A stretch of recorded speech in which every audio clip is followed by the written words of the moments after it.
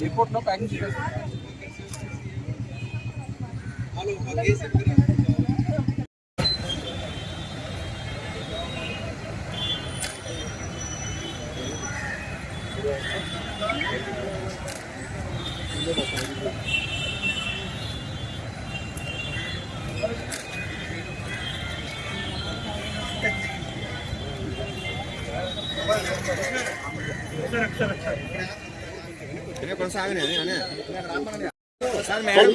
Sir madam గారు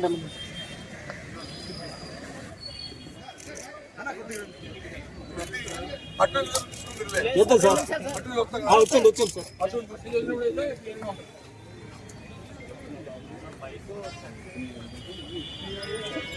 మొత్తం ఎన్నికల్లో 838 ఓట్లు ఉన్నాయి. దాంట్లో మెజారిటీ 530 పైచిలకే వైఎస్ఆర్సీ పార్టీకి మెజారిటీ ఉంది. కాబట్టి ఆ నేపథ్యంలో ఇవాళ ఈ ఎన్నికల్లో మేము పోటీ చేస్తున్నాం. ప్రజాస్వామ్యబద్ధంగా ఈ ఎన్నికల్లో తప్పకుండా మరి గెలుపు జరుగుతుందని ఆశిస్తున్నాం, ఊహిస్తున్నాం, జరగాలని కోరుకుంటున్నాం. దానికి పెద్దలందరూ కూడా సహకరించారు. వాళ్ళందరికీ కూడా పేరున పార్టీ కట్టుకున్న మా అందరం ఒకటే మాటగా ఇవాళ ముందుకెళ్తున్నాం. ఇప్పటికే జిల్లా అంతా పర్యటించాము. అందరి తరగా మద్దతును కొడుకొట్టుకుని అందరి తరగా అభిప్రాయాలు తెలుసుకుని మన్నలను పొంది ఇవాళ నామినేషన్ వేస్తాం. ఓకే, ఇంకేముందా చెప్పండి. క్యాంపు రాజకీయాలు అంటే ఒక్క విషయాన్ని మీరు గుర్తుంచుకోవాలి. మీరు అడిగితే చెప్తున్నాను నేను. మీరు అడుగుతున్న ప్రశ్న ఏ పేపర్ నుంచి? ఏబిఎన్ ఆంధ్రజ్యోతి అడుగుతున్న ప్రశ్న ఏంటంటే క్యాంపు రాజకీయాలు అంటారు. నేను చెప్తుంది ఏంటంటే ప్రజాస్వామ్యబద్ధంగా 838 ఉన్నప్పుడు 530 పైసలకే మా పార్టీకి ఉన్నప్పుడు నేను ఇవాళ పేపర్లో చూశాను. ఇవాళ నిన్న ఎవరో ఒక ఇండస్ట్రీస్ వచ్చి పోటీగా పెడతారు అనే విషయాన్ని నేను చూశాను. దేనికోసం పెడుతున్నారు? ఎందుకోసం పెడుతున్నారు? వ్యాపారం కోసమా? రాజకీయం అంటే ఇది వ్యాపారమా? వ్యవహారమా? చెప్పండి. ముందు దానికి ప్రశ్న తీసుకోండి. ముందు దయచేసి ఏబిఎన్ ఆంధ్రజ్యోతి మీ పెద్దల్ని మిమ్మల్ని అడుగుతుంది, సోదరుని అడుగుతుంది ఏంటంటే ముందు ఇంత అనైతికంగా అసలు మెజారిటీ లేకపోయినప్పటికీ పేపర్లో చూసి మాట్లాడుతున్నాను వచ్చింది ఎందుకు వచ్చిందని. నేనైతే ఊహించట్లేదు. తెలుగుదేశం పార్టీ అంత అమాయకత్వంగా ఈ పోటీల్లో నిలబడద్దని నేనైతే ఊహించట్లేదు, నేను అనుకోవట్లేదు. పెడితే మాత్రం అది ఒక దుశ్చర్యే. పెడితే మాత్రం దుశ్చర్యే. పెడితే మాత్రం ఒక దుశ్చర్యే. అంటే రాజకీయాలు వ్యాపార రీత్యా చూస్తున్నట్టు పరిస్థితి. కాబట్టి ఆ లైన్లో ఆలోచించేయండి. ఏమైనా ఇంక విషయాలు ఉంటే రేపు 13వ తారీఖు ఫైనల్ అయిపోయిన తర్వాత అప్పుడు కూర్చొని వాస్తవంగా పారావైజ్ మనం వచ్చి అన్ని విషయాలు మనం మాట్లాడుకుందాం. ఓకేనా? చెప్పాను కదా, చెప్పాను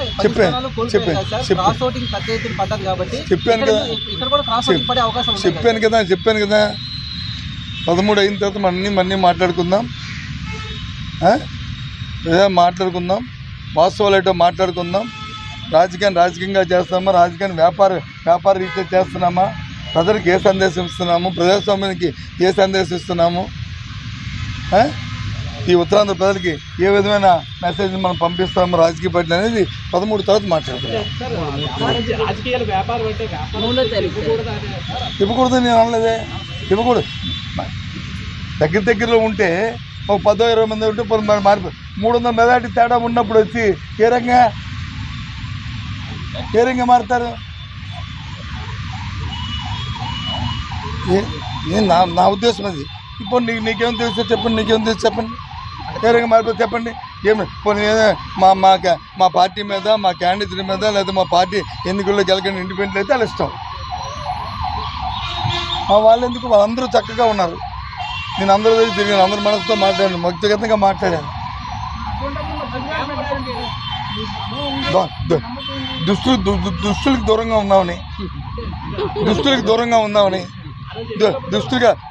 దూరంగా ఉంచుదామనే ఉద్దేశం అంతే, అంతకంటే ఇంకేం లేదు. దుస్తుల తాలూకా చూపు ఆ దుర్మార్గమైన ఆ చూపుని అది మేము పడకంట ఉంచుదామనే ఉద్దేశం, అంతకంటే ఇంకేం లేదు. ఓకేనా? By, see you.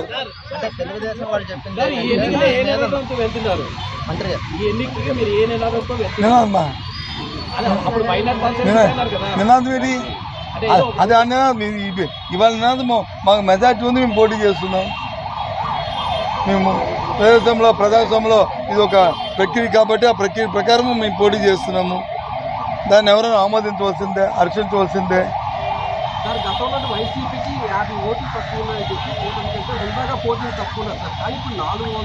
అదే మరి అదే బ్రదర్ చెప్తుంది, నువ్వే పేపరు, నువ్వు సాక్షి. ఆయన ఇటు నుంచి వస్తాడు, నువ్వు ఇటు నుంచి వస్తావు.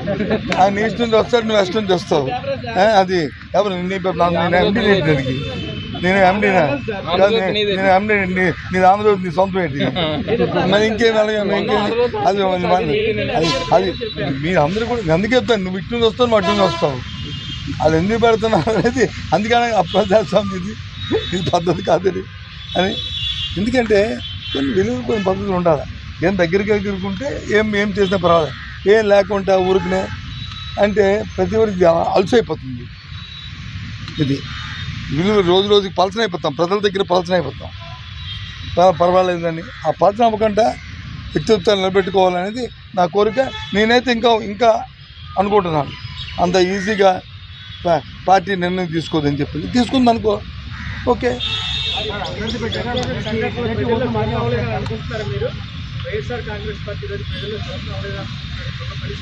నేను ఎందుకు అనుకుంటాను?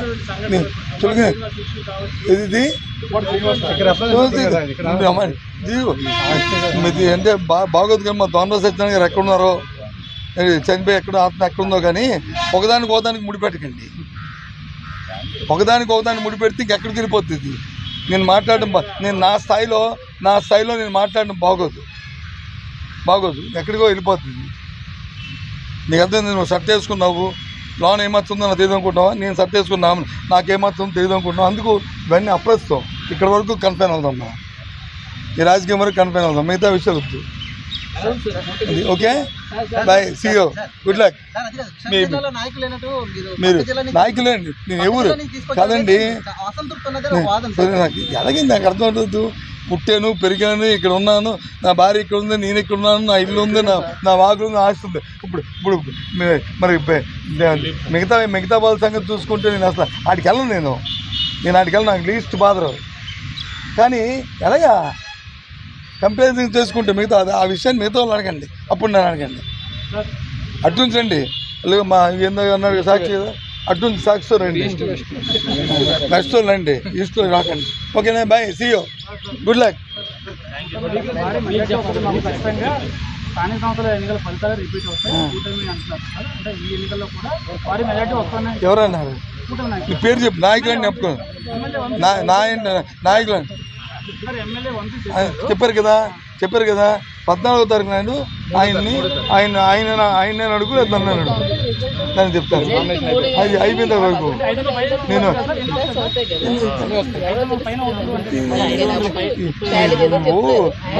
చిన్న మాట్లాడి తలగా పెద్ద మాట్లాడగా కానీ ఎన్ని వస్తుంది సార్ అంటే నేనేం చెప్తాను, 538 ప్లస్ ఇంకో ఓటు అవతల పక్కన వస్తాను నేను చెప్తానా? లేదు నా ఓటు తగ్గుతుంది నేను చెప్తానా? చెప్పు. ఓకేనా? Bye, see you, good luck, thank you. ఎల్లుండి వచ్చి కాఫీ టీ తక్కువ మాట్లాడుకుందాం.